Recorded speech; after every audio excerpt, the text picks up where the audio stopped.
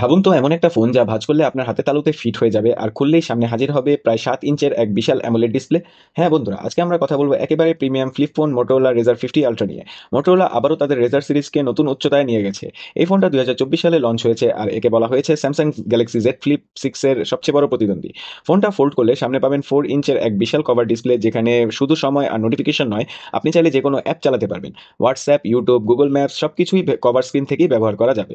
আর unfold করলে সামনে হাজির হবে 6.9 ইঞ্চের 165 হার্স রিফ্রেশ রেটের এলটিপিও অ্যামোলেড মেন ডিসপ্লে, যা একেবারে সিনেমেটিক এক্সপিরিয়েন্স দেয়। পারফরমেন্সের দিক থেকে আছে স্ন্যাপড্রাগন 8s জেন 3, সাথে 8 জিবি বা 128 জিবি র্যাম।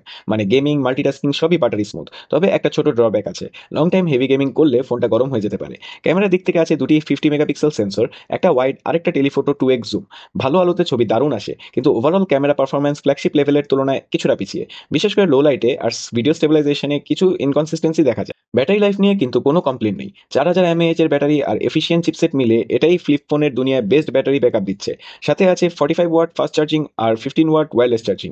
ডিজাইনের দিক থেকে ফোনটা একেবারে eye catching, slim premium look, সাথে ইকো লেদার ফিনিশ। হাতে নিলে একেবারে লাক্সারিয়াস ফিল দেয়। আর ডিউরেবিলিটি এর জন্য আছে IPX8 ওয়াটার রেজিস্ট্যান্স। ফোনটির দাম প্রায় 75,000 টাকা। Premium flip phone experience, design আর বড় কভার স্ক্রিন যাদের ফার্স্ট প্রায়োরিটি, তাদের জন্য রেজার 50 আলট্রা একটা দারুণ অপশন। তবে যারা ফটোগ্রাফি আর লং টার্ম সফটওয়্যার সাপোর্ট চান, তাদের হয়তো অন্য অপশন দেখতে হবে। তো বন্ধুরা, মোটরোলা রেজার 50 আলট্রা এক কথায় বলা যায় স্টাইল আর প্র্যাকটিক্যালিটি এর মিশ্রণ। যারা চান একটা প্রিমিয়াম ফোল্ডিং ফোন যেটা একদিকে আই ক্যাচিং আবার অন্যদিকে পাওয়ারফুল, তাদের জন্য এটা হতে পারে পারফেক্ট চয়েস। আপনারা কি মনে করেন মোটরোলা কি এবার স্যামসাংকে ফোল্ডিং ফোন দুনিয়ায় টেক্কা দিতে পারবে?